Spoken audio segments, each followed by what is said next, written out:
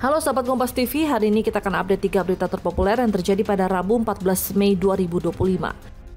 Gubernur Jawa Barat Deddy Mulyadi menanggapi soal warga yang ikut membantu kegiatan pemusnahan amunisi terkait kasus ledakan amunisi di Garut pada Senin 12 Mei 2025. Deddy mengatakan meski warga disebut sudah lama terlibat dalam kegiatan pemusnahan dan merasa terlatih, pemusnahan amunisi bukanlah ranah sipil. Untuk itu, Deddy pun melarang warga Garut terlibat dalam kegiatan pemusnahan amunisi.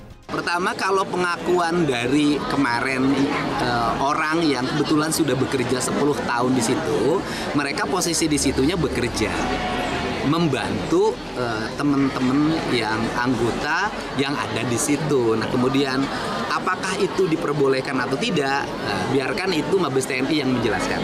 Nah, ranah saya hanya ranah sosial dan ranah penanganan ketika saat ini sudah terjadi. Tetapi kedepannya akan menjadi perhatian utama. Kalau saya sih cenderung nanti warga sipil yang di Garut nggak boleh lagi terlibat dalam kegiatan-kegiatan itu karena memiliki resiko tinggi dan bukan orang yang terlatih, walaupun dia sudah mengatakan saya terlatih dan gitu loh. Tetapi kan pekerjaannya bukan ranah sipil. Berita kedua, Kapus Penkum Kejagung Harli Siregar mengungkapkan sikap Kejagung terkait pengerahan prajurit TNI untuk pengamanan di Kejaksaan Tinggi dan Kejaksaan Negeri di Indonesia. Menurutnya, masyarakat tak perlu khawatir adanya TNI yang berjaga akan berdampak pada intervensi. Harli juga menyebut Kejagung dan TNI sudah memiliki MOU atau nota kesepahaman terkait hal tersebut.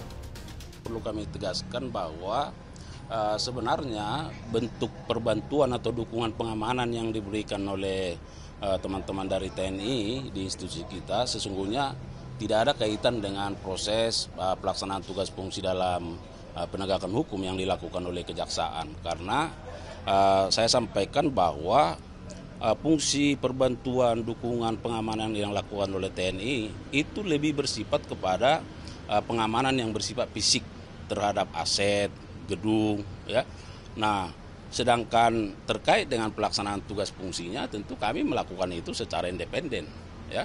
Jadi tidak ada jangan ada kekhawatiran bahwa dengan adanya TNI lalu akan ada intervensi.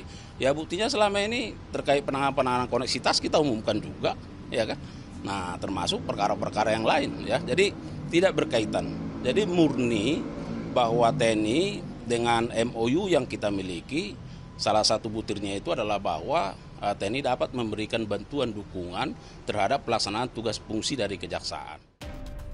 Pensiunan dosen Fakultas Kehutanan Universitas Gadjah Mada Yogyakarta Kasmujo ikut digugat dalam kasus keaslian ijazah Presiden ke-7 RI Joko Widodo.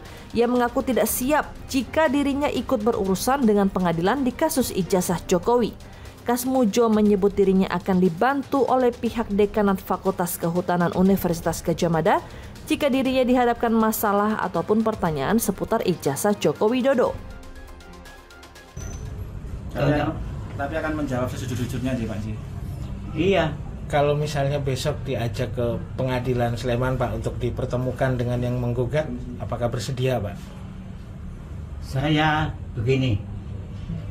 Saya sudah kontak sama Dekan Fakultas Kehutanan, Pak Sigit.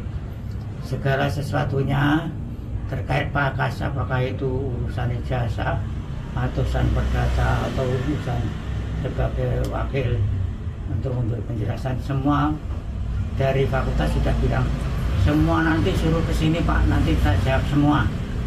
Makanya saya juga, walaupun sudah senior, dekannya masih muda, saya harus ikut. Itu yang saya katakan. Kalau orang udah tua nanti harus diikuti, tidak selalu.